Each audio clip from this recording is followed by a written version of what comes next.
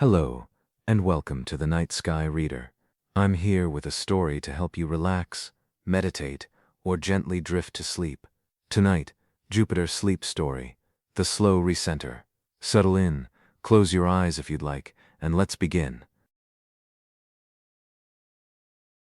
Jupiter is already drifting when you lean into the eyepiece. A bright, pale disk hangs in the dark circle of view, not a point of light, but a small world with shape, with width, with two steady dark belts crossing its face. Around it, 4 tiny moons wait like pinpricks laid out by a careful hand. The planet moves so slowly you only notice because it does not stay where you left it. It slides toward the edge of the field, almost politely, carried there by the turning of the earth beneath your feet. Before it reaches the rim, your fingers rest on the telescope and make one small correction. Jupiter glides back toward the middle. That is all. A quiet touch. A bright striped planet. A return. You stand or sit beside a simple telescope in the night air, and this is the whole rhythm of the hour. Jupiter drifts. You watch. You bring it back. At first, your attention still carries some of the day in it. It wants the image to hold still. It wants crispness that stays crisp. It wants to collect the view and keep it. But the eyepiece offers something calmer and more honest than that. The planet trembles slightly in Earth's moving air. The belts come into focus, then soften, then gather themselves again. The moons remain as fine points of light. Jupiter keeps sliding, and your hand keeps answering with that same easy touch. The telescope is cool where you hold it. Metal keeps the night longer than skin does. Beneath it, the tripod stands firm on stone or deck or packed ground, its 3 legs taking the weight without complaint. Around you, the yard has gone quiet in the way ordinary places do after enough hours of darkness. A distant car passes and fades. A leaf stirs. Somewhere beyond the fence line, something small moves in dry grass, then stops. None of it asks for attention. Most of the light belongs to Jupiter. Away from the eyepiece, the planet is one bright presence high in the dark, steady enough to find without effort. At the eyepiece, it becomes more intimate and less absolute. The darkness around it deepens. The bright disk floats in that black circle with a kind of stillness that is not truly still, because the telescope is not following the sky by motor, because the Earth is turning as it always does. Jupiter continues its slow crossing. You do not fix this. You join it. Look, wait, touch, return. After a little while, your body learns the arrangement. One foot finds a comfortable angle. Your shoulders loosen. Your breath stops trying to match any schedule except its own. The pressure of your face against the eyepiece grows familiar. Even the brief dimness when you pull back becomes part of the pattern, a soft reminder of your own yard, your own hands, your own place on the ground.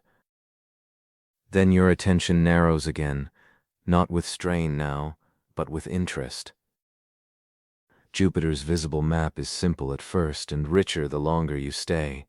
The brightest broad band across the middle is the equatorial zone, pale and creamy, a bright region between 2 darker equatorial belts.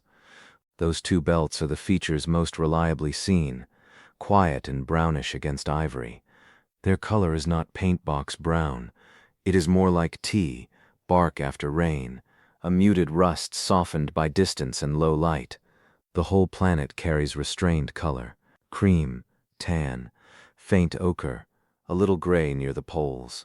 Your night-adjusted eyes are offered nothing loud. Jupiter does not need loudness.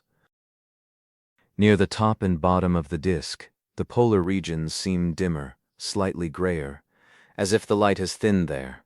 The edges of the planet are a little softer and darker than the center. This gentle fading toward the limb is part of the view. You are seeing a deep atmosphere wrapped around a sphere, sunlight passing through additional layers of cloud and haze near the edge before it reaches you. The center looks brighter because you are looking more directly down at the upper cloud tops. Toward the rim, the light has a longer path through gas and distance, so the brightness quiets. You are not looking at land, not at oceans, not at any solid surface at all. What the telescope shows you are upper cloud layers, high in a vast atmosphere. The brighter zones are higher cloud regions, pale with cold and ammonia ice. The darker belts are windows into warmer, deeper air. That broad pattern is there in a backyard telescope. It does not need perfect conditions to exist. Jupiter nears the edge again. Your fingers move almost before thought does, and the disk slides back to center with its moons beside it. You notice the relief in that motion at first. Then, a little later, you notice you no longer need relief from it. The drift itself becomes part of what you came for. The image wavers. Not badly. Just enough to remind you of the long column of air between your eye and the planet. Earth's atmosphere is not empty. It is active, layered, always moving, carrying cool and warm pockets across the line of sight. A planet in a small telescope does something gentle. It shimmers. Its outline softens for a few seconds, then regains itself. The belts blur, then gather. A moon stretches very slightly, then sharpens back into a point. This is normal seeing. Not a flaw in the night, only the nature of looking through air. The scale is almost easier to feel than to state. Jupiter is far enough away that even its immense size arrives here as a small bright disk. Yet it is large enough to show shape at once, large enough that its weather has width, its atmosphere has regions, its light has texture. It rotates in roughly 10 hours, turning quickly for such a large world, so the cloud tops you are studying are always in motion, always circulating around a planet that never becomes fixed just because you wish to observe it. The belts are part of broad atmospheric currents, eastward and westward bands wrapped around the globe, order and motion at the same time. Your mind, left to its daytime habits, would try to make a project of this. It would want to pin labels to every stripe, to compare tonight's view to some ideal image, to ask whether the air might settle if you waited longer, whether a different magnification might do better, whether there is a right moment you could somehow secure. But Jupiter keeps offering a slower arrangement. It is visible, then less visible, then visible again. Nothing is lost by this. The planet does not withdraw because you cannot hold it perfectly. Another touch, another return. In one steadier interval, the two main belts seem better defined, their edges less like solid lines and more like broad bands with softness and subtle irregularity. Above them and below them, very faint secondary shadings begin to suggest themselves, not firm enough to insist on, more like whispers of structure. A thinner band at higher latitude, a pale lane, a seam of shadow you did not notice first. This is how much of telescopic observing works, not in a single dramatic reveal but in accumulated certainty. You look long enough that the eye stops snatching and starts receiving. The equatorial zone between the two dark belts seems broad tonight, luminous without glare. It is one of Jupiter's most restful features, that pale middle region quietly holding the stronger bands apart. On some nights the colors across Jupiter can seem more pronounced, especially when the air steadies fully and the telescope has cooled with the dark. Tonight they remain gentle, and that gentleness feels right. Ivory, sand, tea brown, a little warm cinnamon. The exact chemistry of those colors is still being worked out. Sunlight acts on compounds in the upper atmosphere in ways not yet fully mapped. Even the uncertainty is calm. Jupiter keeps some of its palette to itself. Beside the planet, the 4 Galilean moons hold their arrangement. They are only points here, but they are not small things. Io, Europa, Ganymede, and Callisto circle Jupiter with changing positions night by night, sometimes clustered to one side, sometimes split across both, sometimes partly hidden, sometimes clear. Through the eyepiece they look modest, almost spare, as if a few tiny holes have been pricked in the dark around the brighter disk. They help your eye measure the scene, a planet with attendants, a center with companions. If you stop naming them, they are still there. If you do name them, they do not grow louder. The telescope mount offers its familiar resistance under your hand. You nudge.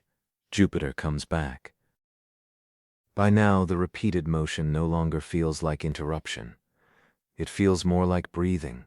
The sky moves because the Earth moves. The field of view shifts because the telescope is simple. Your hand returns the planet because you are here. There is no need to do more than this. The night air cools the skin just enough to keep you present. Not cold, only clear. Your sleeve brushes the chair. The rubber ring of the eyepiece meets your brow. Somewhere nearby, a fence still holds a little warmth from the day, but the top layer has gone cool to the touch. If you look up from the eyepiece, the yard appears soft and dark, details reduced to outline. When you lower your eye again, the view contracts to one bright disk, one black field, 4 small moons, and the slow law that carries everything across. Jupiter's edge seems especially round in moments of steadiness, a sphere rather than a flat circle. Then the air loosens and the outline breathes again. The belts are never ruler straight. They have soft variation, tiny waviness too subtle to map in a glance. That matters. They are atmospheric bands, not stripes painted on a ball. You are seeing weather organized on a planetary scale, cloud tops arranged by rotation and heat and depth into long pale zones and darker belts. The order is real. So is the turbulence within it. For a few seconds, the air settles more fully. Nothing announces this. The image simply gathers. Jupiter seems to step a little closer without changing size. The 2 main belts darken by a small degree. The pale equatorial zone brightens. Near one pole, a faint additional shading becomes easier to hold. The edge of the disk firms up. One of the thin bands above the main belt seems almost certain now, and the moons look cleaner, more exact. It is not a spectacular transformation. It is better than that. It is quiet clarity. Some part of you still recognizes this as the moment you were waiting for. You can feel the old impulse rise, the wish to keep it, to become very still, to narrow your attention until it turns hard, to hope that wanting the sharpness enough will make it remain. Then the atmosphere shifts, the view softens. Jupiter goes back to being itself through moving air. At nearly the same moment, the disk begins another slow slide toward the edge of the field. This is where the night becomes easy. Because now you know the clearer moment was real, and you also know it does not need to return on demand. It happened. It passed. The softer view is not a lesser version of the experience. It is the experience continuing. Before Jupiter leaves the field, your fingers make that same small correction. The planet glides inward again, still bright, still banded, still accompanied by its moons. No chase follows. The broad zone still shines. The 2 dark belts are still there. The poles remain a little muted. The edge stays dimmer than the center. The moons still mark their patient geometry. The whole planet is still turning, carrying cloud tops around in less than half an Earth day, whether the seeing is sharp or soft. There is a tenderness in facts that do not depend on your mood. You let the image be slightly blurred for a while. It is surprising how restful that is. The brain stops lunging. The eye stops grating. You are not failing to see Jupiter. You are seeing Jupiter through an atmosphere, through an instrument, through a human body that cannot freeze time into a sequence of perfect still frames. Partial seeing turns out to be full enough. You stay with the slow pace of it. Now and then another steadier patch comes through, and more detail hints itself. A pale band north of the main northern belt. Slight softness at the edges of the darker regions. A subtle quieting of color near the limb where haze thickens the light. Then those hints soften again. The changes are small, and because they are small, they do not pull you out of calm. They simply keep the view alive. The value is not in securing a perfect record.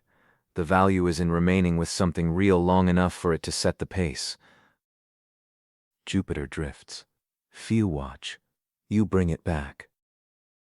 By the time you have done this many times, the gesture has become very light. Your hand knows the amount without measuring. The motion is not a correction anymore, not in the emotional sense. It is companionship. The planet leaves, you meet it, it returns. The neighborhood grows quieter still. Some windows have gone dark.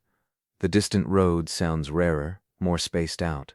The telescope tube has cooled with the air. Your own thoughts have widened and thinned. When they come, they pass through without snagging. The sky does not ask you to solve anything. Jupiter does not ask you to identify everything. It only keeps showing what it can show from here. At the eyepiece, the black field becomes a small room with one bright visitor in it. The visitor is not in a hurry. The hurry belongs to other parts of life. Here, even drift is slow enough to be soothing. Here, a return can be the same each time and still feel sufficient. Again the planet moves toward the edge. Again you notice it in time. Again your fingers rest on the cool metal and give the telescope one soft push. Jupiter slides back to the middle. Two dark belts cross a pale face. Four tiny moons keep their quiet company nearby. The image breathes a little in Earth's air, sharpening, softening, sharpening again. The broad equatorial zone glows gently between the belts. The poles stay subdued. The edges remain a shade dimmer than the center. High cloud tops reflect the sun. The whole immense atmosphere turns in its own time. Nothing dramatic has changed in the yard. Nothing needs to. The night is still around you. The telescope stands where you placed it. The planet continues its slow drift because the Earth continues its turning. And when Jupiter approaches the rim of the field once more, you are calm enough to let the pattern continue, calm enough to know that seeing it, losing it, and bringing it back are all part of the same quiet view. So you stay with that. A bright striped disk in the dark, a small touch of the hand, Jupiter returning to center. Thank you for spending this time with the Night Sky Reader. May your night be peaceful. Until next time, rest well.